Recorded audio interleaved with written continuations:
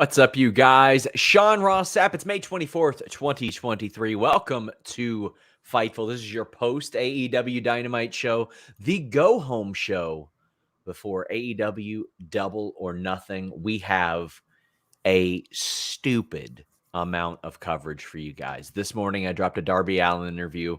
We had List and your boy today. We had List Goes on Fightful Select. We've got this show right here. Tomorrow morning, Thursday morning, the Spotlight. Thursday afternoon, I'm here with Stephanie Chase making predictions for this weekend. She's live in Las Vegas. She's joined Fightful now. She'll be doing the prediction shows from here on out. Tomorrow morning, Ella J will be joining us and representing Fightful to do the NXT call. We got the AEW call on Thursday. There's an ROH Impact post show on Thursday. Impact Under Siege is Friday. I think Joel Pearl is going to be there. We got SmackDown Friday. We got Flash Morgan Webster interview promoting Under Siege on Friday. Let's head on over to Saturday. I'm pretty sure that they're doing some sort of preview on Fightful Select for that. Alex is squeezing in a Sour Graps review somewhere in there. Mm-hmm. There's also a Sands of Blind review on Fightful Select. Yes. We got Night of Champions post show here on Fightful, myself and Denise, who will be in Las Vegas. Then Sunday, Grapsity's coming at you a day late. We're going to have an NXT Battleground post show. I'm sure there's going to be a Double or Nothing pre-show on FightfulSelect.com. I got to find a way to fit a Q&A in here. And then we got Double or Nothing Sunday, myself and Julie Cutler. And then we're going to Idaho. We're going to take the White House. Don't forget an alternative Double or Nothing post show also on Fightful Select. That too. That too. Yeah. Oh my gosh. Get in your super chats. Get in your humper chats. Damn, man. This is going to be one of the most loaded weeks. And you know what I didn't mention throughout all that? There's New Japan Super Juniors this weekend too. Select Style from Scott Edwards. We'll have coverage of that. Just a dumb amount of stuff. So many podcasts, no matter what you're into, FightfulSelect.com will have it. Listen, I'm just going to let you guys know. Your boy is taking some Fightful Select victory laps today. We're doing some coverage victory laps today. Leave a thumbs up. Get those super chats in. Get those humper chats in. You can send some humper chats for, whatever it is that you want to watch. Whatever show it is, just leave us a little note. Our great moderator, Luis, will help us out here. But our coverage has been, I would say, exceptional and accurate over on FightfulSelect.com. Just before we went on the air tonight, I reported that Aussie Open, Mark Davis and Kyle Fletcher had interest from both AEW and WWE, Alex, and that AEW were confident and expecting to sign them.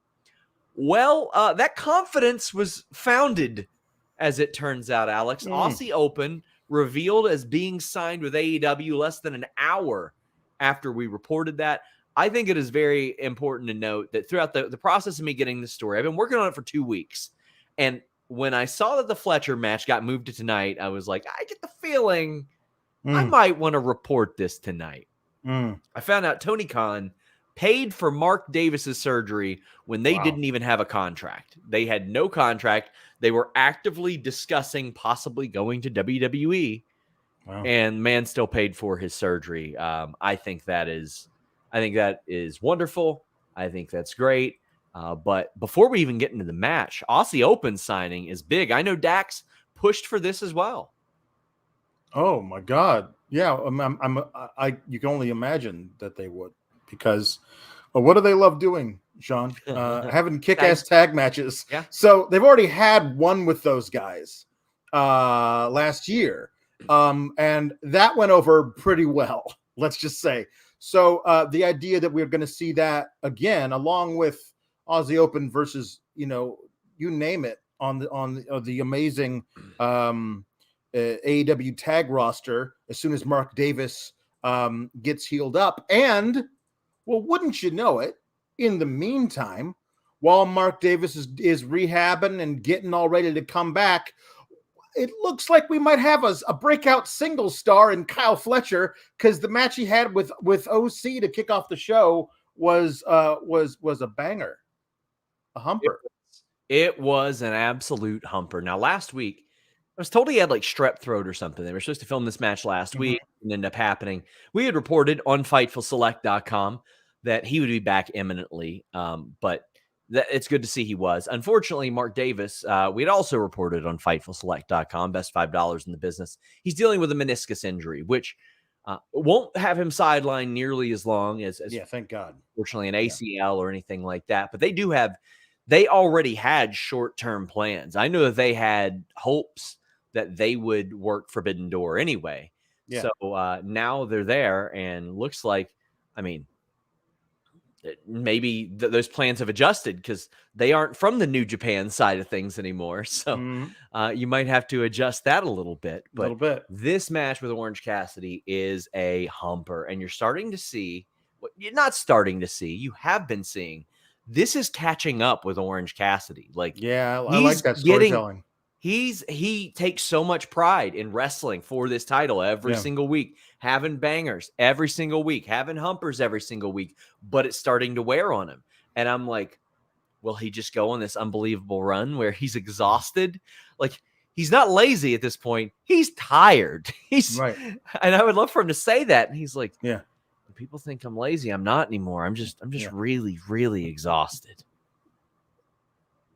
I love the little addition of kinesio tape in places where it wasn't the last match. Yes. And he is barely scraping by the skin of his teeth in these matches. Like, he's a great wrestler, and what I love is that he's wrestling these guys who are also great, and they're doing ridiculous stuff like top rope Michinoku drivers, and Orange Cassidy's like, I'm gonna kick out of this, but that's about all I got. I'm gonna roll you up and pin you in a way you can't kick out of, and like, but if you did, I would just forfeit. Like, he's just so damn tired at the end of these matches, and I love that it's catching up with him. And to me, it feels like the very last gasp for him is going to be this battle royal. I anticipate he will win it, but then lose in the next defense, the next one-on-one defense, whatever that might be. It feels like a perfect way to be like, oh my God, I can't believe he got through 20 other dudes. And then one guy shows up and he's like, all right, fine, let's do it on Dynamite. And then that's the place where he loses. But it's been a really cool, over the course of, what is it, like 22, 23 defenses now. Yeah. He's gotten progressively more and more beat up. I like it a lot. I think he's going to hold this title for even longer. I think he's just killing it. We got Amir saying pop for the Howard Dean reference. Oh, buddy. Tom LaValle says, SRS, do you ever get tired of being right? Best $5. I take great pride in us having good accuracy or not good accuracy, near perfect accuracy, and not just going with the first thing we hear or see or anything like that. And at least trying to pose it in a way that if it is rumor, that we tell you where that rumor is emerging from. Alex Ramirez says, y'all signed Miss Dynamite? You mean Stephanie Chase?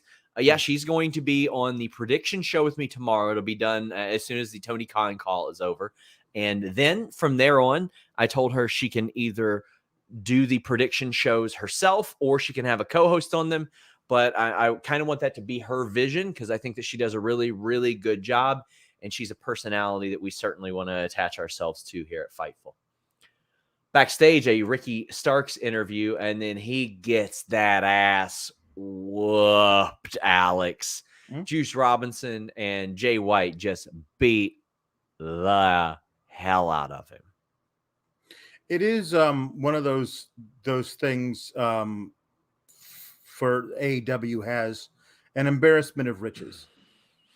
There's been no hint of them actually getting around to doing a Swerve versus Keith Lee match on the pay-per-view, but this is like 3 pay-per-view cycles since we wanted it originally, and they're still not doing it. So I guess we're going to have to wait till later. But also Ricky Starks had his first match versus Jay White that ended not in an unsatisfying way. And it would seem when you have guys who are a very hot signing, one of the hottest free agents in years in Jay White coming to AEW, and one of the hot guys was a rising star in AEW having a really hot feud, you would think you would figure out a way to get them on the pay-per-view, but that's not the case with AEW, because you look at the card and you go, well, that's a stacked card. I'm not really sure what you would take off of that. So that's your thing now. As I'm kind of surprised that we're just going to have, Ricky's going to be in the Battle Royal. And probably almost certainly Juice will be in the Battle Royal and Jay will be in the Battle Royal. But it doesn't feel like that would be befitting of what they've been doing with either of these guys. We'll see where the storylines take us. These are guys that I think will benefit greatly from a Collision and Dynamite split. Being able to have storylines that focus more on each week in each show. And the possibility of having creative ideas come from Bryan Danielson as well, because I think that Bryan Danielson has a lot more in common with these three guys than most people are willing to admit. KJ says, Jay White's AEW pay-per-view is likely to be in a battle royal. It feels like he's not being presented like the star he is. Am I being premature in my frustration? Would BC Gold adding some members help? If so, who? Well, I think we got to see sort of who lands where, but I think they do need to add some members. In comparison to what I think WWE could and would have done with him, it's hard for me to say that it's not disappointing. It seems like to me, and again, this is a seems like, it seems like AEW almost didn't expect that they would get him. Yeah. It's like you're say you're an NBA team and a free agent hits the buyout market and you've already got a great point guard and you're just like, we'll see what this point guard, we'll just throw it out there. What's the worst that could happen? He's like, yeah, I'll play for you. And it's like, what the hell? I think that right now, if Triple H had Jay White, I think he'd be an upper card to main event level talent, because you had built-in stories with AJ Styles, Gallows, Anderson, Cody, Finn Balor immediately. It was a no-brainer. They fumbled it. Their loss is AEW's gain, even if it's a minuscule gain at this point. He will emerge and will do something. I believe that. I believe that by the fall, we're going to see him right up where he needs to be, near the top of one of those two shows. Jane Beard says, Starks entering the Battle Royal gives me hope Juice and White will be in the Battle Royal as well. And my hope for White winning goes up. I don't think White will win, but I do think that they will have, I think they will probably eliminate each other throughout this. Yeah. And Mike says, I want to see Jack Perry in Bullet Club Gold. Well, he did a promo, and I think in the months that follow, you're more likely to see a Bullet Club Gold Jack Perry than the Jack Perry we see today, because I can see the arc of this story right now. MJF has been telling him for weeks and weeks and weeks, you could be just as good as me if you would do the things that I do. Look what happened to you. Look what your friends are doing right now. They seem like they're doing all right, but you're not going to beat me, and it's because you won't be like me. And I think that eventually he's going to do that. I really do. We did lead into the Darby MJF promo. MJF has not been mentioning the contract thing, which I can tell you guys, legitimately claims to anyone that will listen that his deal is up at the start of 2024. Personally, I don't know. On the record, I have not had anybody ever tell me different on the record that has actually seen it. I've had a lot of people assume, just like I do, but he's bringing that up here and there, but not hammering it home nearly as much as I think he probably realizes it's not the best type of heat to do that, because sometimes online there's a bit of a groan associated with that. But he brings up different ways he would like his opponents this weekend to die, Alex. Yep.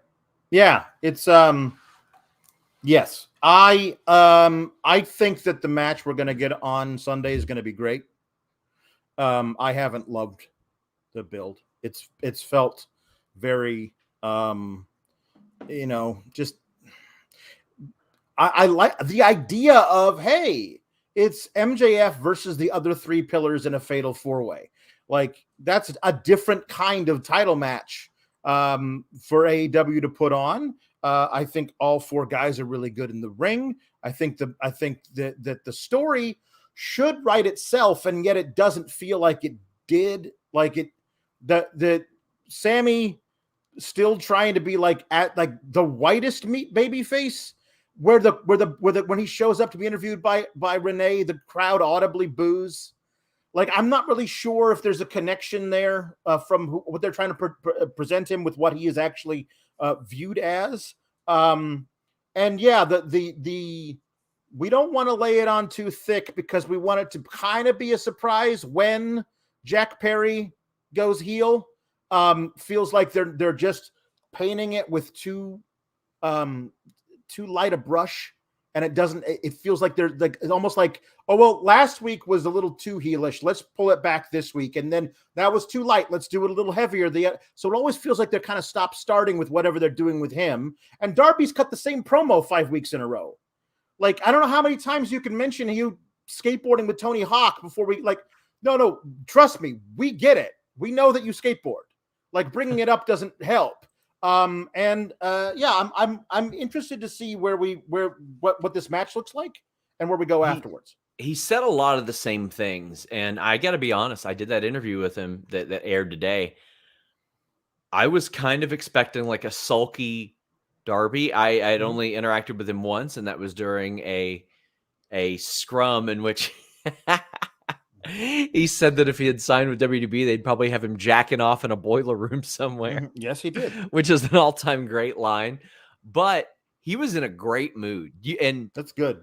And it's funny because he says, like, he wants to be himself, but he does not make any bones about the fact that he loves AEW and he's a company guy, and he wants to bear the burden of leading AEW. And that's a legitimate thing. He told me that when he does climb Mount Everest, he wants to take an AEW flag up there and plant it. And he says, the reason I wanted to be on Jackass, the reason I want to do these stunts with Travis Pastrana, etc., is to help promote AEW to people that might not realize it, or might not realize it's a thing, or care about it, and might identify with me a little bit more. And I saw that he was very charming in our interview. I found it refreshing for him to be like, yeah, I love my job. He's like, I'm probably a terrible businessman because I told Tony Khan, you will never need to do a bidding war for me. I'm staying here. I love it here. I want to be like, there was something like really uniquely charming in that interview that we haven't necessarily got to see him put forth on the screen. MJF, the line about Jack Perry where he said, I'd put him in an echo chamber so he could hear himself and bore himself to death. Yeah. Damn. That was a good line. That's a really good line. It does feel like they've given these guys who struggle in different aspects with promos a lot of time to just talk leading up to this thing. Which is why I kind of was wondering why you booked the match like you had it all set out. Okay, oh, is it going to be one-on-one? No, just kidding. It's going to be a fatal four-way. And then had weeks after it leading up to the pay-per-view where all you're going to do is just have these guys talk, and that's not their strong suit. Meanwhile, you have like Jay White, who gets almost zero promo time, who's amazing on the stick, and it feels like there's a misallocation of resources in some places. And I think, again, that's going to change for the better with two different shows of equal stature. Yeah. We've also got Mark Losper saying, you say what WWE might have done with Jay White. They could have also thrown him onto NXT and have him feuding with Tony D'Angelo about whose accent is best.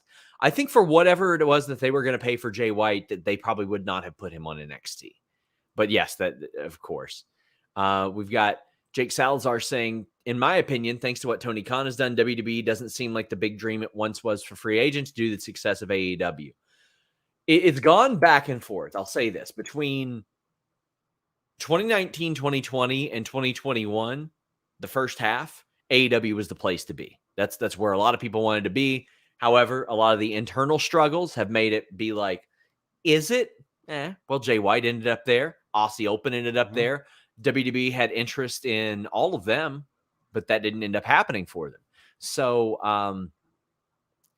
I think that now it's a little bit more on even footing. I think that last summer and winter, and I think WWE was the place to be. Everybody wanted to go back and work with Triple H. That was the place. So we got Jambeard saying, if you were to add a team to join BC Gold, who would you pick? Would love to see Iron Savages or OGK join them. OGK make a lot of sense, honestly. Like they kind of carry that, and I think that they could gain the most from it as well. And Maria being like pseudo, like not directly connected to an affiliate of Carl Anderson, I think is a nice touch as well because of the famous GIF and all that.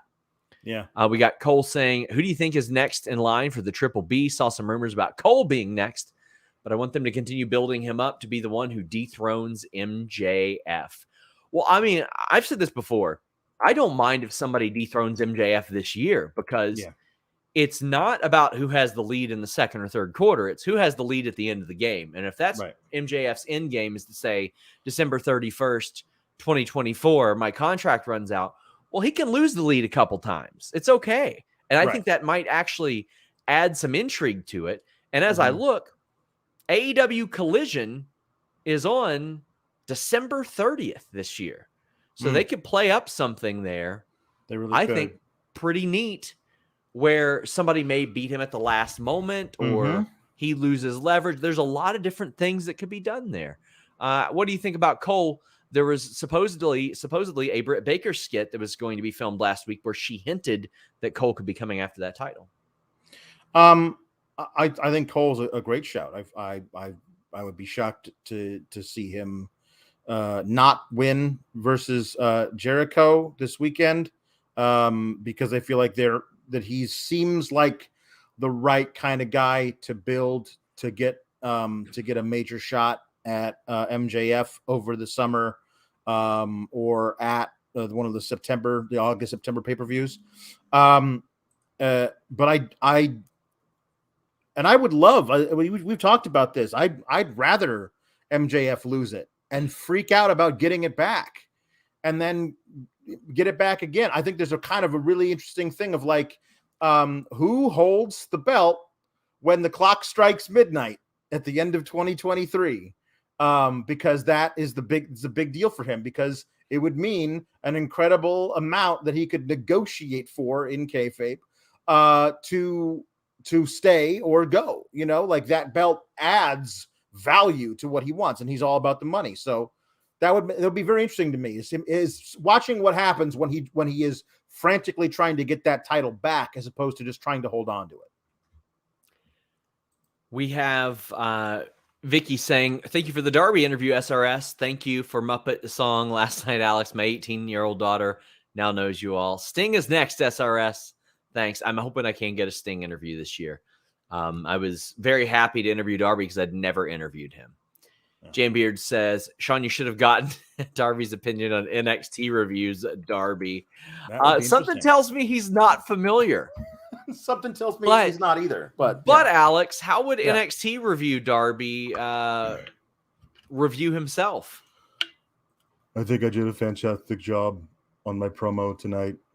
I don't know if you've heard, but I once skateboarded with Tony Hawk. Also, I jumped over my house in a car with Travis Pastrana. A highlight of my life. Oh, Jesus Christ. Guys, get in those super chats. Get in those humper chats. Terry Allen Jr. says, Spider-Man 2 gameplay was wonderful. Sean, you happy? I didn't see it. One of my friends told me about it. I'm not big into those kinds of games. I'm going to get into them a little bit more this summer. But we'll see. We'll see. Ricardo says, here's some love. Watching on delay. And Meat Norman says, meat, love, and juiciness, wrestling fans. If you're like me and local sports teams are mid, enjoy weekends like this. If it's not raining, get the hose. Oh, buddy, you guys can just go straight to the spigot and put your head underneath it this weekend. Like Friday, I'm dropping a Flash Morgan Webster interview. One of my most anticipated matches is one that nobody's talking about. Impact Under Siege. You got Flash Morgan Webster and Mark Andrews against Chris Bay and Ace Austin. That is going to. That's going to be good. It's going to be great. I got like a 40-minute interview with Flash Morgan Webster. He passed up a lot of WWE extensions and had some injuries. We talk about a lot of cool stuff there. The Viking Raiders match in Manchester, how he got into Impact. It's a very, very good chat. He hasn't done a lot of interviews since leaving. Jambeard says, Alex, we might get Swerve versus Lee announced for the buy-in on Rampage, or maybe both are in the Battle Royal as well. I don't want it on the buy-in. I don't want it on the buy-in. That's like that is a major pay-per-view grudge match. Like it's I like that's to me it feels like you're actively holding back two dudes who could be much higher on the card because they can't get to that point without fighting each other first and one specific dude coming out the winner. And I don't want it on the buy-in. I need an actual major feud. I mean, if it's going to happen on Dynamites, fine, but give me those matches. Don't just watch me like have during a Dustin Rhodes match, Keith Lee shows up, and so now all the Swerve and all of his associates come in and beat up Keith Lee. Give me the damn match. I've been waiting for it for a year, it feels like. We've got the FTR promo. Damn. Dax hit the Twitter buzzwords and got the desired reaction here. Mm-hmm, mm-hmm. I think my favorite thing about Dax promos is how he giggles a little bit in the middle. Yes. Yes. But he said, if you guys think we're going to let a couple TNA rejects become the tag team champions, you're wrong. You better hit up the Queen of the Mountain for some job security. And I'm not talking about your bitch wife, Karen. I'm talking about Dixie Carter. Damn. He did cut like a Twitter promo. And you know what? I appreciate it. I like it. I enjoyed it. Mm-hmm. I liked it a lot. I like this part. I didn't like the next part because I don't think it didn't make Mark Briscoe look very smart. No, it didn't. He came out.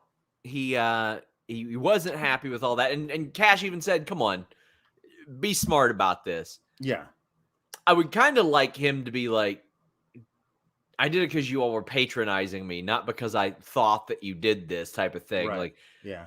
Do you remember that episode of SmackDown when R-Truth was revealed as actually being a genius this whole time, where? Mm-hmm. R-Truth was backstage, and I can't remember who he called Maurice, but it was some other name and all of that stuff. Mm-hmm. And somebody walked up to him and they're like, R-Truth, what are you doing? And he's like, I'm showing you how to get into the world title main event of SmackDown. Mm-hmm. And it's like, okay, I like that. I like that. I would love Mark Briscoe to like be revealed as just like some brilliant farmer genius. Yeah. I mean, that would be nice Swerve, because tonight it made him look like he was an idiot. And I love Mark Briscoe. I think it's great, but okay. So your friend hit you with a pile driver last week, and there's videotape of what happened leading up to it, and you haven't watched. You can't watch the scene where he had alcohol spit in his eyes and didn't know it was you that he did that move to. And that might be, hey man, that hurt, but I know you didn't mean to do it to me.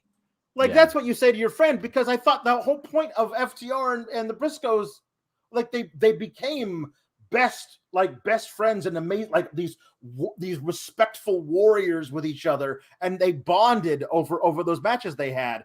And for Mark to be like, you hit a pile driver on me and I'm going to slap you in the face. Now I do like him slapping Jarrett in the face as well, just to be fair. But the whole thing with Jay Lethal is like, I don't care about all these other idiots, but you're my friend, and I want to know what you're up to. Like, are you calling FTR idiots too? Because the whole thing between you guys felt so wholesome and real, and I don't like that you like these guys are idiots because you spit water or spit alcohol in this guy's eyes and he gave me a pile driver. I didn't watch the videotape back. I always want the people to be smart enough to watch the videotape back. Yeah. We've got Jake Salazar saying, I had to unbecome a Dax fan for a few seconds because of this. I will not tolerate Jeff Jarrett slander. I bet you he is pumped to be working with Jeff Jarrett. Oh, yeah. I bet you. Oh, yeah. Announced for Rampage, LFI versus Acclaimed and Daddy Ass, Sheeta and Baker against Nyla and Marina, and the Best Friends against Lee and Big Bill and the Firm in action were announced.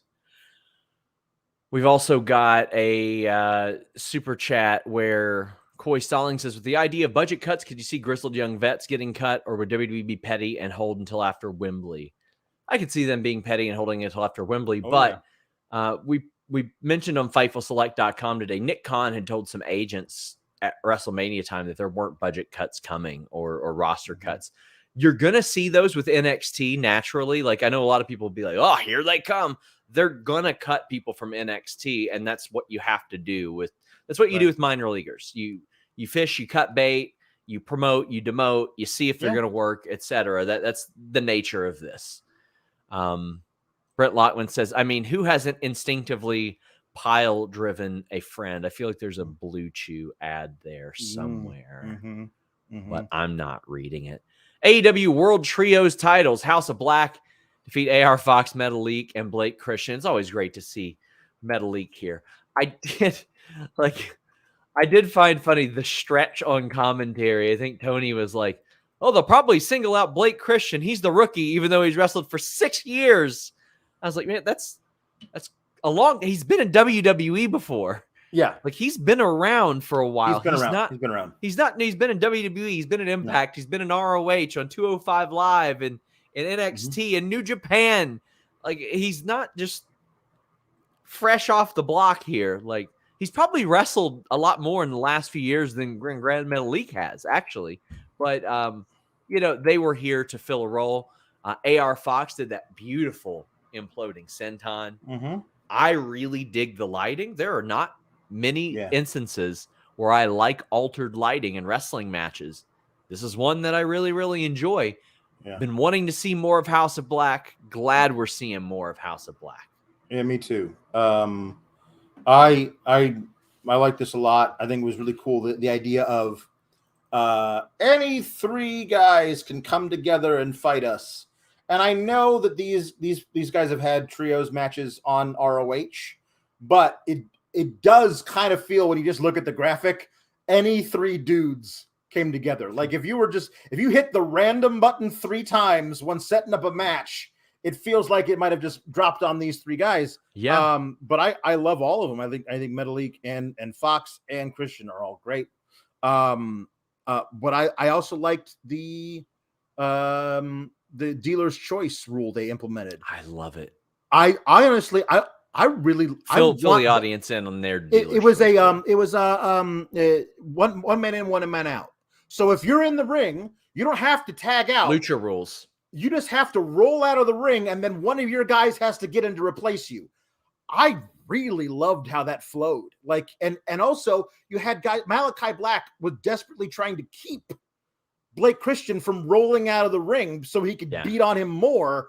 That was a really cool tactic as well. I thought this was excellent, and I loved the finish.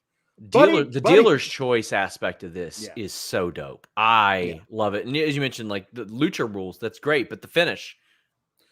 Buddy Matthews putting AR Fox in Rhea Ripley's prism trap, which was that warmed my heart, because he was doing it as a little I love you, babe moment, and it was so cool. And he's great. Like, that looks really, he's got that awesome statuesque upper body. So when he's like holding the guy there and flexing and pushing down on the leg, it looks great. And then you have Malachi getting Metalik in the choke, and then Brody King grabbing Blake Christian, coming in and hitting a couple of side kicks to Buddy, and him just shrugging him off. And then Brody King grabs him and dangles him over the top rope. And basically all 3 dudes are out at the same time. Man, this is exactly what I wanted for House of Black as trios champions. Like, taking on all comers, giving you the option of something that you can do to make your own chances better, and they'll still beat you and also like devastate you. Like they're choking out two guys while one guy is tapping out to make sure his knee doesn't get snapped. I mean, that's some brutal stuff. I love it, man. Jambeard said, oh, yeah, there was a spot that Anime Otaku brings up, Malachi baiting the guy for Brody's corner splash. That was, they're very smart with this, and I think that they can bring a cerebral aspect to this. Jambeard says, isn't Fox now 0-9 with 5 title shots in AEW? Can't say they haven't given him the opportunity within kayfabe, right?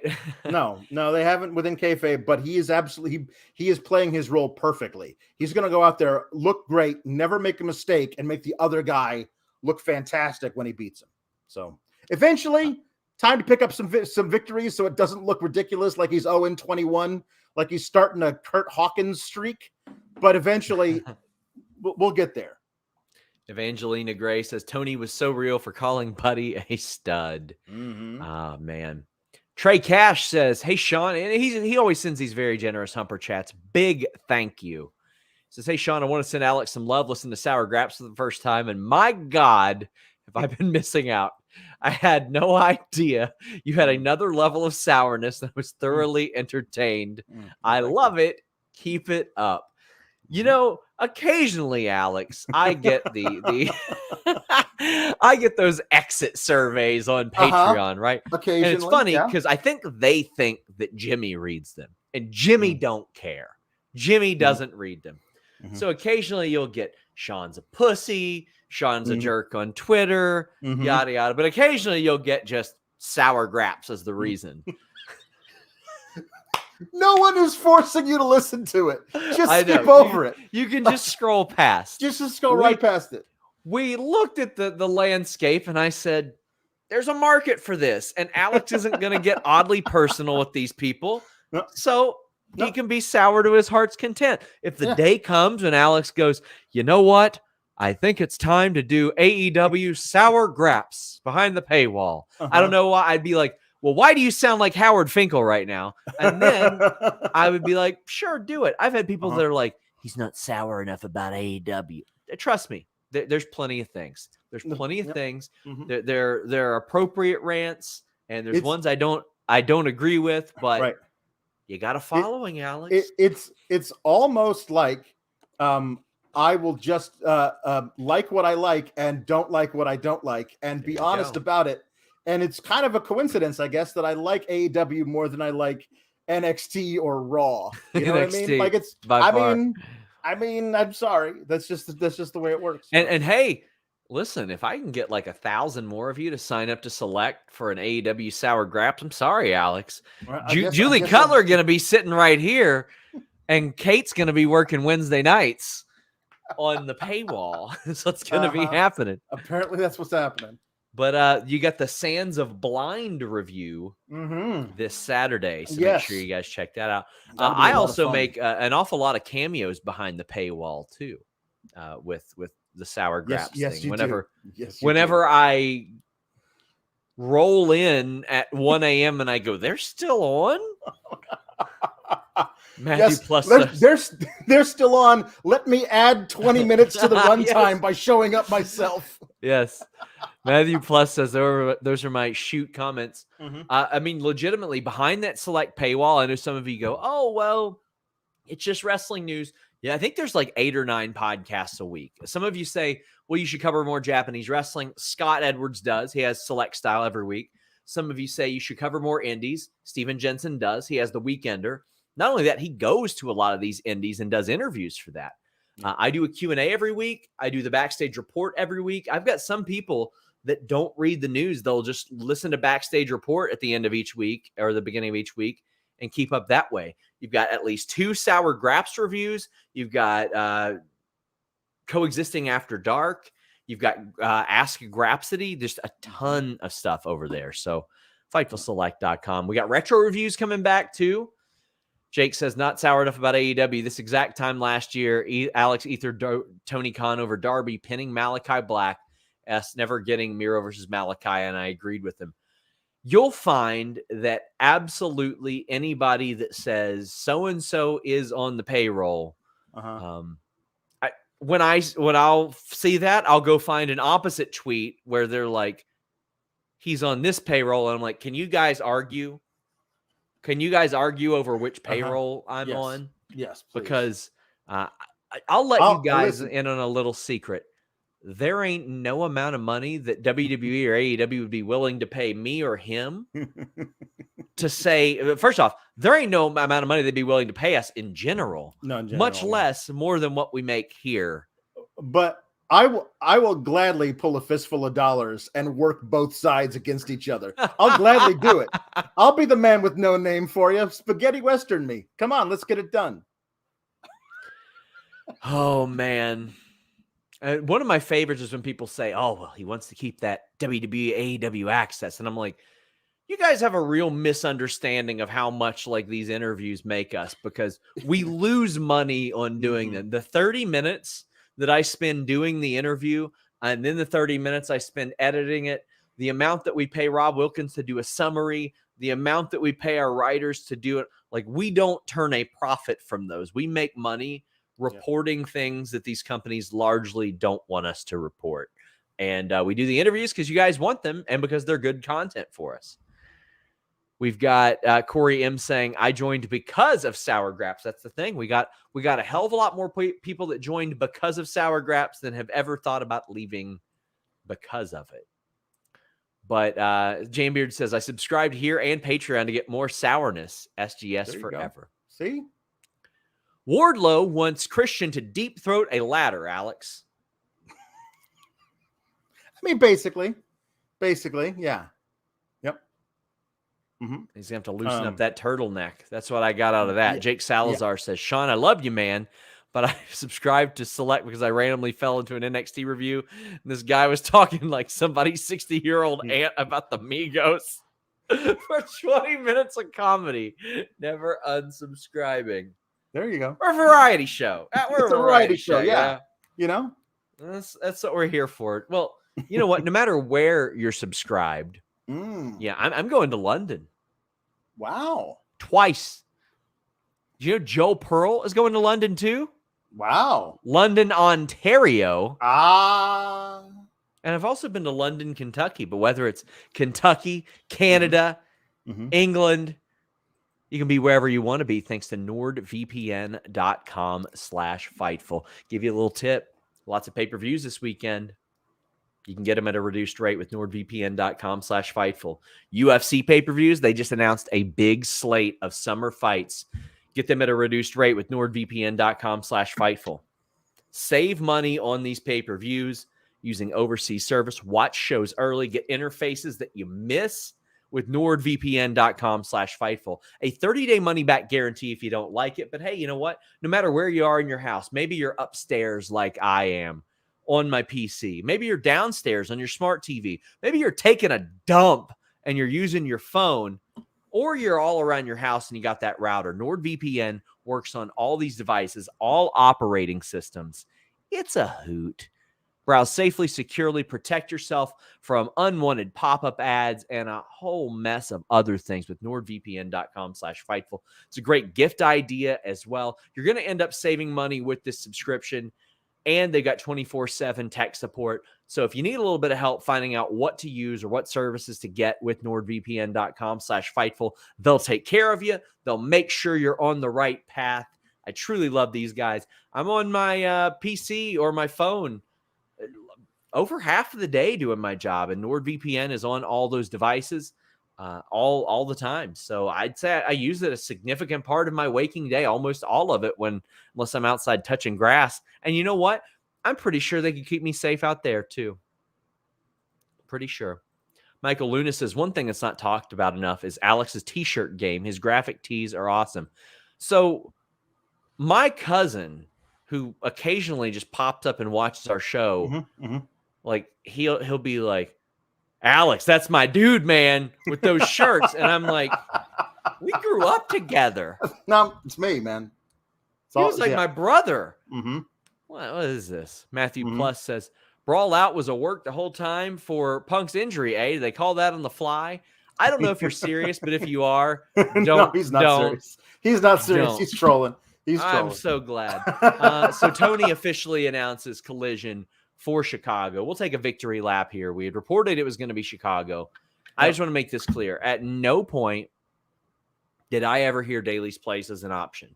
Last week on one of our shows, they said, where do you think it could be? And I said, well, I mean, that's always an option because they always have the availability of that. Right. But I never heard that was a thing. And we had reported that on FightfulSelect.com. There's no point of this that I heard that this was off. I'm sure they would have loved to announce it last week, but last Wednesday we had even said on Fightful Select that we had heard that they had a positive interaction. We heard that we reported on Fightful Select yesterday that we heard they were going over Collision Creative, they being Tony and CM Punk. Now, of course, there's the Ace Steel aspect of this, but if they're doing United Center, they believe CM Punk's going to be there. Yes. I can tell you that the Fightful Select coverage over the last however many weeks has reflected that he was going to be there. From our first report saying that he was returning, I think the date we said was the 21st, but that's before Collision was a thing. Now it is a thing. He's going to be there on that June 17th show, Alex. Yeah. When they didn't announce it last week, it did feel like, oh, they're not sure, because you cannot 1,000,000% cannot announce the United Center for June 17th if you don't have Punk, because everyone there is going to be expecting Punk because it's the United Center. And if you don't deliver Punk, that's not going to be a friendly crowd. So that's why it felt like to me that they were just like making sure they had all the ducks in a row. Everything was all perfect before they said they. And if tonight they had announced someplace else, that would not have definitively said there's no way Punk is showing up, but it would have said to me they're not sure if they have Punk. But because it is the United Center, looks like that's what we're getting. I will be very intrigued to see if all the details ever really come out about this negotiation process, the whole thing with Ace Steel, all that. But listen, I'm if it means we're getting good wrestling television, that's really all it comes down to for me. If the backstage stuff stands in the way of us getting the best wrestling television we can get, that's unfortunate. So I want them to make money. I want everybody to get to do good business, and I want the product to be as best as it can. But I will be the first to admit there are some times where it is very hard to work with somebody that you work with, and you just have to grit your teeth and get through it. And hopefully the product doesn't suffer. Matthew Plus says, no, that was for real. I'm high. Kids don't do drugs. Brent Lockman says, what was that Stokely video about this week? I think he's getting a new role. Like, I think that's what it's implying. I think that he might be doing a little bit something else on TV. Irene says, is he going to be a GM of Collision, perhaps? I think ROH is possibly likely. I think that's where it's headed. Stokely as on-screen GM authority figure would be some really great television, like excellent stuff. Like whatever it is that he's doing it for, Collision, ROH, that becomes must-see television just to see what Stokely will do as a guy in charge. Jambeard says, if Punk returns as a heel, him being the one to beat OC would get him mega heat. Probably would. I think that'd be a good feud too. Yeah. I think that'd be a really good feud. I don't think he needs to be in the world title program. I think that's been established. Bizarro Big L says, actually, we'll read that one with a different segment.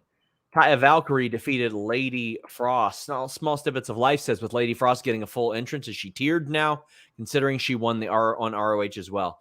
She's on some sort of deal, but I don't think it's a full-time all elite situation. I mean, I've got an interview with her in the can where I jokingly say, are you signed 50 times? Because I've tried to find out. I can't get an answer, but she's very good. Like, she can do a great interview. She's got a great sense of humor.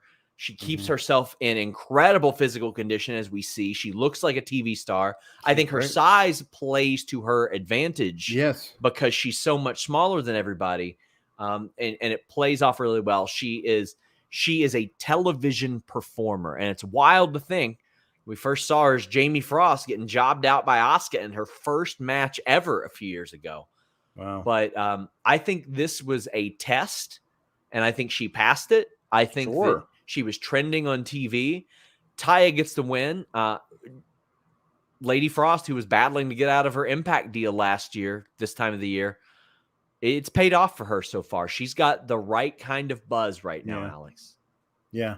I think Lady Frost is excellent. And you're right. I think that there's weaponized gymnastics done right is some really fun, really fun wrestling, especially for the ladies. And I love what she brings. I think there's a spot for her, whether it's ROH or more on AEW. I think there's a lot of stuff you can do. It honestly, like, it just when people are that talented, just bringing them in to be great workers who can make everybody look good in the match they're in is important. It certainly feels to me like Jade is retaining versus Taya and moving on. And the thing that keeps coming back to in my head is that Statlander, when she's healthy, will be the person to dethrone Jade. But between Taya and then, she's probably going to have a couple more title defenses on Rampage or whatever. So Lady Frost could have a really good match with Jade Cargill. People like that are good to have around. If she's on a tier deal or gets fully signed, I think it's a great thing for AEW. Ambeard says, wasn't WWE the one to tell Lady Frost she was too old to get signed in their company? I don't understand that at all. Yeah, and from what I understand, somebody actually from there reached out to her earlier this year. And I don't know this for sure, but from the WWE side, I heard that maybe she told them to pound rocks and that she hadn't gotten any younger since the last time they talked. Oh. That's just conjecture. I don't know. She hasn't told me that. I mean, but to me, if that's the way that conversation went, that's right up there with a couple of all-time great conversations I've heard of. Taya Valkyrie gets the win. Jade is standing on top of the ramp. We got Jamie Hayter and Tony Storm's video, and Jamie is hurt. She is hurt. I'm thinking that this whole division looks categorically different in 5 days. I see the winds of change coming here. And I think that we are in for some major change in this division all around. Wow. From top to bottom. I just think when we're talking about Dynamite next week, we're talking about a completely different shaped division than what we are tonight because of a lot of things. Like, I don't necessarily think Ty is going to beat Jade or anything. Right. But I mean, they got to know what's next. I'm sure they do. You got Jamie banged up. They don't want Jamie, like, they don't want people not being able to defend when they got 2 shows. Sure. So I've been leaning towards Tony for a while because to me, I think that, like, people are saying, what do you know? Nothing. I just think that based on what we're seeing here. I think a lot of it is my reaction, which is, really? Yeah, there's a lot of stagnation here as far as these divisions have went, and no fault of their own. I just think that sometimes you need a categorical shift to show people, let's just go this complete different direction. I don't know how they'll do that, but that's just what I don't know either. Listen, the thing for me that's interesting is that I like Jamie. If she's injured and they're finding a way to, like, get the title off of her without having her relinquish it, I think Tony's an interesting choice to become 2-time champion. I think that there's a lot of other options that you could do in a lot of interesting ways. Maybe it's Tony's a transitional champion to somebody else, somebody out of left field. I don't know, like the person that like, and it feels like she's doing such an amazing job. Like, I don't know why we would change the track that she's on, but Athena is just doing some of the best work as a heel and as a women's wrestler in the world right now. And it feels odd that it's entirely on ROH when you have a lot of the male champs, moving over, doing stuff on AEW, but I'm not really sure exactly where we're going. I think you're right. I think I wouldn't say 5 days, but I would say 5 weeks. You're looking at like some interesting shakeups within the women's division. This Outcasts versus Homegrowns thing is only going to get bigger and more intense after this one-on-one title match. Anthony says, I saw a spoiler from Rampage, maybe no women's title match. I haven't seen the spoilers from Rampage at all. Interesting. But I wouldn't be surprised if some shenanigans. If they like wrote the match out to like keep the title on Jamie for a few more weeks. Yeah. Hey, Fightful Gang, thanks for all you do. Can you clarify there will be an all-out weekend over Labor Day weekend in addition to All In? Yes, that is the plan right now. It's being advertised on Fight. It is on the internal calendar. I can tell you that Peripheral Events have made plans to run that weekend as well. So there will be some things in conjunction with that as well. But yeah, that is the working plan. Hangman interview. How'd you feel about this one, Alex? I like fired up Pirate Hangman. I think it's a good look for him. A good, him being the guy who's because honestly, if you go back to the beginning of this Elite versus BCC thing, this all stems from Mox and Hangman hating each other. That all stems from that. That was how this whole thing got started. Was the Young Bucks started catching strays because they were friends with Hangman. And then Kenny was like, hey, you can't do that to my friends, the Young Bucks. And all of a sudden it's become kind of a Kenny Omega versus like Kenny Omega, Danielson versus Kenny Omega verbally and Moxley versus Kenny Omega physically with the Young Bucks thrown in. And we all kind of forgot how the whole reason this whole thing started was Hangman. At least it feels that way to him.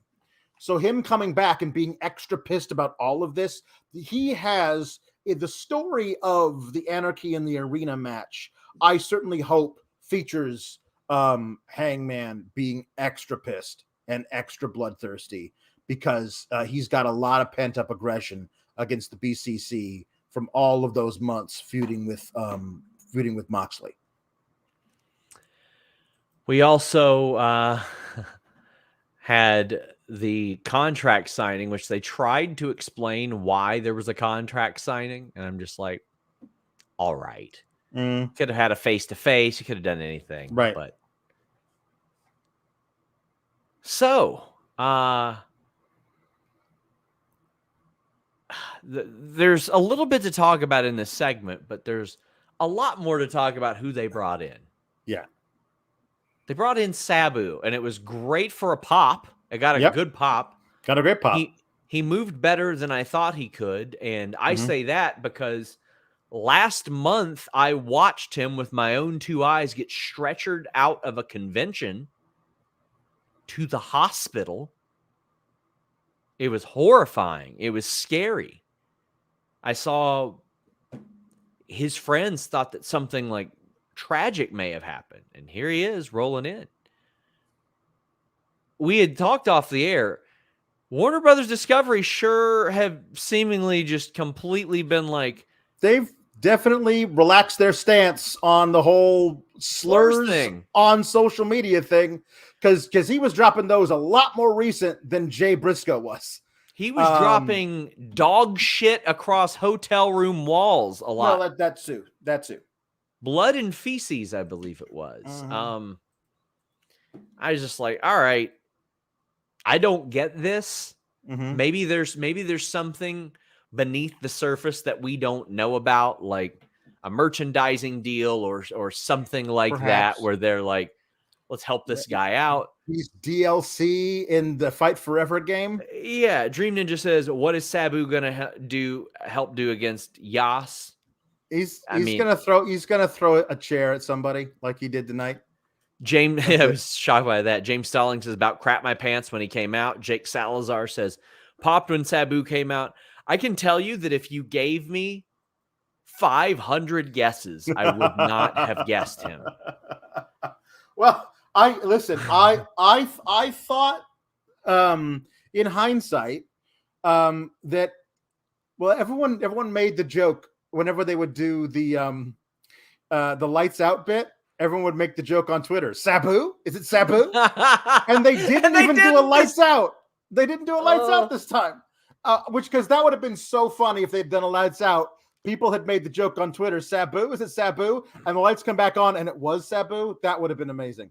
But also Cole being like, who are you? This one would have been just as good. Lance Storm? I would have loved Lance Storm. Very good. I love the idea of the way that Adam Cole was like, or Jericho's like, who are you gonna get to counteract that's crazier than the JAS? And like, I'll tell you, homicidal. And the crowd goes, what? Yeah. Suicidal. Wait a minute. Genocidal. Oh shit. And then his music pops. I mean, like, that was so crazy when he just started doing the it would have been great if right after that he goes, Marco stunt.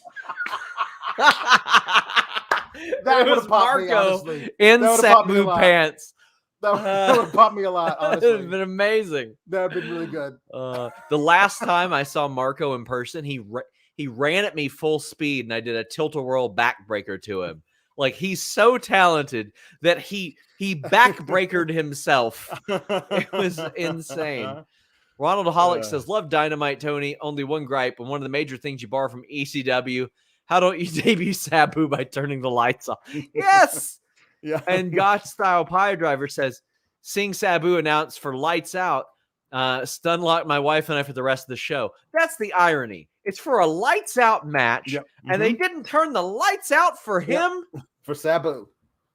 I mean, legitimately, it's one of the most shocking things that I've seen. Parker Hines says, Cole introducing Sabu. Taz is like, no way. Before Sabu's name even was announced. And Taz is like, I know him. I guarantee you. Taz does know him. Yeah. Oh, my God.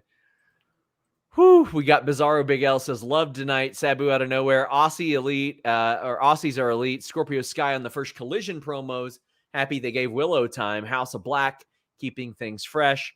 Who would be JP's first feud after a heel turn? Maybe Hook. Alex, you rant a little like Bizarro Newman. It's true. Jack Perry's first feud.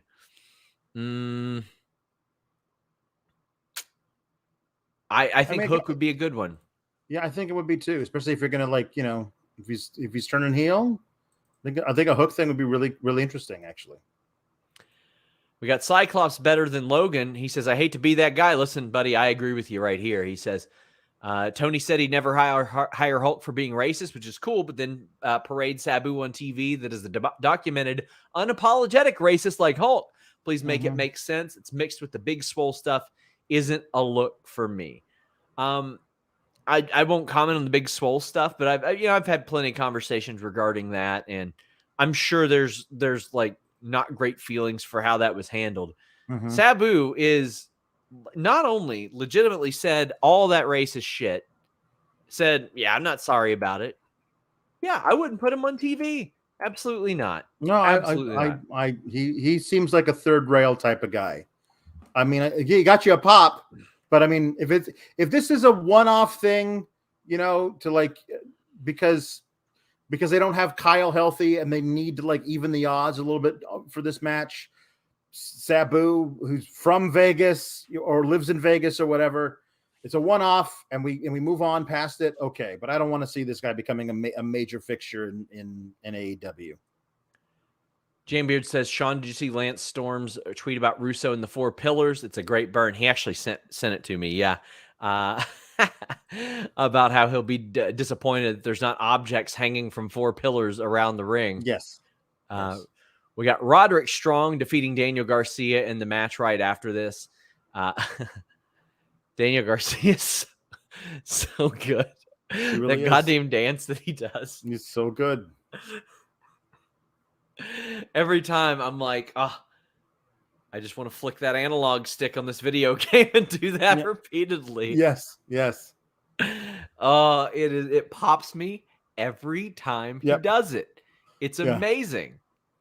There's not much more I can say about him than what I have, but we got the Messiah, the Backbreaker, and Daniel Garcia doing great things. This is one of the reasons you watch AEW TV is great matches like this. Yeah, it's and Strong and Daniel Garcia. Daniel Garcia being as young as he is, you realize how long Roddy's been at this. You know what I mean? Like he's not an old guy by any stretch of the imagination, but he's been doing this a long time. And it just feels like you think about how much left we've got of Danny Garcia getting better and better and picking up new things, and working with a guy like Roddy Strong is only going to accelerate his potential being reached. It was a very unexpected treat, because this thing first popped up on my timeline today. Like they were like, we got room for a match. How about Roddy Strong versus Daniel Garcia? And I was like, how about yes?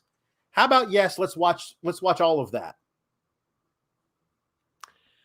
Guys, get in your super chats, get in your humper chats. I know it's a wild weekend. We hope that you are hanging out with us all weekend. With the Willow video, FightfulSelect.com did confirm today that she was not supposed to win that title. Wow. She was not supposed to win that title, but they called an audible, and she deserves to win that title. She absolutely deserves to win it. And I hope that little unfortunate accident, because that's what it was. It's wrestling. It happens. But I hope that what that does is it serves to now, well, she's already got a belt over here. It serves to propel her to better things in the place where she's actually already signed. Like if this woman can defeat Mercedes Moné, then let's see her get a more prominent display with, like, if we're actually going to put the AEW Women's title on Toni Storm, if they're actually going to do that at some point, Willow being somebody to get launched by being the one to beat Toni Storm and have her be the babyface champion of AEW seems like a great idea to me. There's a lot of really cool stuff. She absolutely deserves it. She's one of the most over baby faces in all of wrestling, male or female. And I want to make sure that she gets everything that she deserves out of this run, because she's great. Rob asks if Mercedes wins the title once she's cleared. I'm working on some stuff about Mercedes on Fightful Select. I'll see if I can run it next week, but I'm sure that it's natural for them to have a rematch now. Oh yeah. 100%. Because I'm sure that Willow would be happy to do the honors in that situation. Yeah. But I do think that they should have maybe been less abrupt to let's go straight to a commercial right after the Willow thing. Like, right. She beat Mercedes. Yeah. Play that up on TV. Lucha Brothers defeated Claudio and Yuta thanks to the Young Bucks. I thought this was one of the rare, smart instances of, hey, beat your ROH World Champion, beat before a big pay-per-view match, because you're losing to the Lucha Brothers, which doesn't really hurt anybody. They're a great team. And the Young Bucks costing them these titles goes a long way. What did you think of the match? I like the match a lot. I think that Claudio is he's perfectly built. He's the perfect wrestler to wrestle against Rey Fenix, because it's just like, oh no, I want you to drop on top of my shoulders from 16 feet. I'll catch you. I won't even flinch. It'll be a lot of fun. He's the perfect base for high flyers. He's agile and quick enough to move in the ring and not have to slow them down. Penta and Phoenix are doing great stuff. Yuta is improving. I swear to God, every time I see him, getting better. And I love that that's also the kayfabe story. That's also the kayfabe story, is by training and working with guys like Claudio and Danielson and Moxley. His character is supposed to be getting better, but the real wrestler is also getting better. It's like, I love that actually coincides with the storytelling. This was a lot of fun. There was a super chat that I saw that had my own like minor quibble that the referee did not see Penta tag in, but counted the pinfall anyway. Yeah, let's talk about that. He said Paul Turner not seeing the tag but counting the pin anyway had me yelling at my TV. Yeah, I would love to see that stuff ensured. I would love to see like some sort of tipping of the scale, some situation where refereeing is made way, way, way more strict for a brief period and kind of reset things. That way they don't fall into the same tropes. Ricardo says Willow's video package was great. Best oops champ moment ever.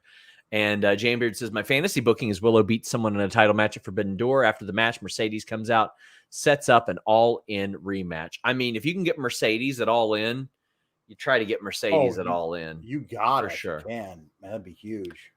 Small Snippets of Life says Matt was wearing a Bullet Club Young Buck shirt plus footage of Mercedes. This is the start of the run-up for Forbidden Door 2. The Mercedes footage was just putting over Willow. She's hurt. As far as Matt and the Young Buck shirt with the Bullet Club, I mean, yeah, I think it's a little telegraphed. They did the Bullet Club thing last go around too. Like they still are loosely affiliated. They never got kicked out of Bullet Club. So I like that. I would love to see a little bit of side-eyeing with them and Jay White, some acknowledgement there between those two, because they're buddies. Like we've got a whole new set of possible Bullet Club Civil War here with Adam Cole stuff here, because Adam Cole's got his own group. The Young Bucks and Omega got their own group, and now Jay White's got his own group. I mean, listen, not that it would be my first choice, but I think there's a really fun thing to do, like NWO White, NWO Wolfpack type of stuff. Not necessarily right now, but once the Elite have moved past this BCC feud, it's wide open for whatever you want to tell with the Young Bucks. So, like, if you want to do like a little Bullet Club Civil War thing where each one's about like 6 or 7 deep, I'm in. Let's do it. It's long been one of my favorite things to like monitor, because I don't know if we'll ever really get the bow on it. Yeah. But over in WWE, you have Cody Rhodes, who is one of the top talent in the world, and he was a Bullet Club guy. Finn Balor, Judgment Day is more like Bullet Club than the OC is right now. Like they reflect that more than that. But you have the OC. And, you know, you had an interview with me, Jay White straight up calling me a member of Bullet Club as a result of that. So he recognized it. Cool. You've got the actual Bullet Club in New Japan, plus you've got the Tongans doing what they're doing. And, you know, they have a claim to that they helped start the damn thing. Right. The Bullet Club Civil War is like one of the most fascinating things to me, and I don't know if we'll ever get real resolution for it. Adam Cole told me that his dream is not a civil war, it's a Bullet Club group hug. He wants all of them to come in and hug each other. And that's what he wants. We got Parker Hines saying, y'all notice Danielson saying man in the mask. It's a nice tribute to Regal. Yeah. I like it.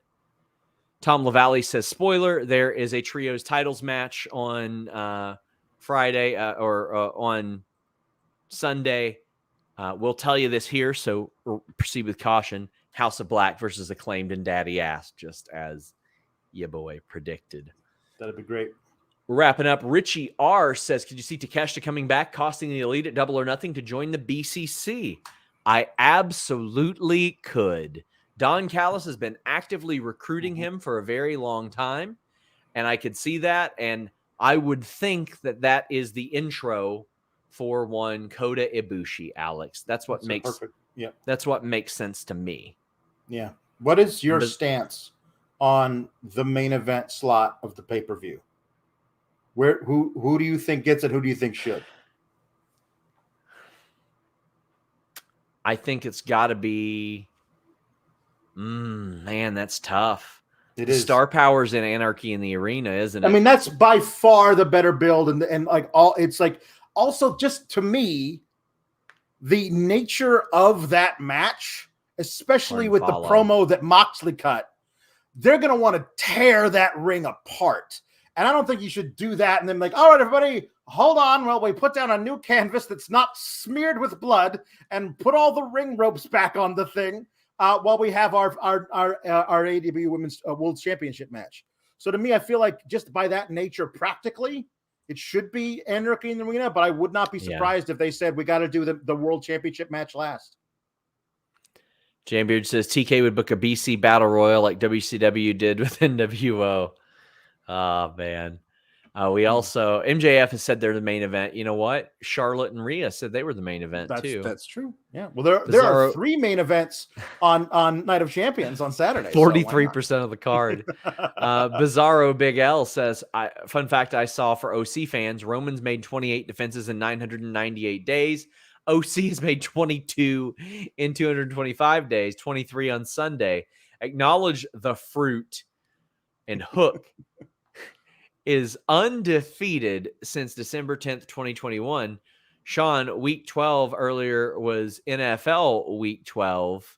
No smack talk. Truce till then. I don't know what you mean by that, but what do you make of all the defenses that Orange Cassidy has compared to Roman? Well, Roman it's a different animal. The whole thing of don't get me started on Triple H coming out and said, wow, he negotiated the exact contract I would have where he never has to show up to work. By the way, the guy who wins this Raw title, he's got to defend it all the time. So he's not powerful enough to negotiate a good contract like I would have. Don't even get started on that crap. But I love the idea of a like the guy, like, I'm the workhorse champion. And they do defend it an awful lot, but not like OC. I love as we talked about, I love the idea of OC defending the title so much that it becomes the overarching story of his reign as champion, that he keeps getting more and more beat up because he refuses to just take a week off here and there. It's great. But Roman Reigns has something to say. And you can be writing all you want on Fightful.com about that. Noted Fightful.com reader, Roman Reigns. That's true. Feeling Dreepy says it sucks that Mercedes getting injured. Hope she gets better soon. But if anyone deserves to get launched up the card by winning a title, they weren't supposed to win. I'm glad it's Willow. She's my favorite women's wrestler at the moment. Man, she is so easy to cheer for. She's so easy to enjoy. She's just got a great personality that is really, really maximized by professional wrestling in general. 100%.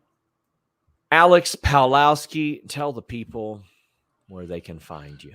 Well, you can find me on the Twitter at Alex Sourgraps, and you can find me this weekend doing lots. On Friday, I'll probably just wait around and do a Rampage review whenever the hell that actually shows up. Those are no longer on. Those are no longer on Fightful, by the way. Those will be on the. They'll briefly cover that on the Collision post show with Rick, Iridian, and Cresta. But from now on, 10 p.m. post shows for SmackDown. So it looks like I'll be doing a Rampage watch along on Friday night while reviewing SmackDown. Then on Saturday, we do a thing for the Saudi shows called Sands of Blind, which is a take off on the old Sands of Time joke that we did, I think about 4 years ago now is when that started. But I don't watch the show, but Kate will. And then we will do a review of the show where she will tell me what happened about the show. But during her retelling of the show, she is allowed to tell me 3 lies. And I have to try and figure out what those lies are. We've done it for every Saudi show for like the last 3. It's been wildly successful. So we're going to do it again. This time that's on Saturday. On Sunday, Kate and I are going to review Battleground, NXT Battleground on this main channel while we are probably watching AEW Double or Nothing to finish up. And then once that's over, we're going to move over to the Fightful Select and review Double or Nothing. Then on Monday, why not do a Raw review on Fightful Select as well? There's so much going on Fightful this weekend. I'm stoked. I'm excited. I'm glad to be here with you guys. Check out my Darby Allin interview that dropped today. It was a lot of fun. I asked him about those Jackass rumors, and he told me how close it actually was to him being in the Jackass movie. Talked about Mount Everest. He talked about some of his goals. He talked about Sting, why they haven't went for the tag team championships as of yet. It is a good time. Then I got this talk with Flash Morgan Webster, and man, it was a great talk. We're going to be on the road an awful lot this summer, all over the place. Subscribe to FightfulSelect.com. That's the most direct way you can support us. I promise, if you guys check that out, you're going to love it. And if you don't, the worst case is you lose $5. Steal a credit card from somebody, commit some identity fraud. Just subscribe to FightfulSelect.com. Until next time, guys, we're out.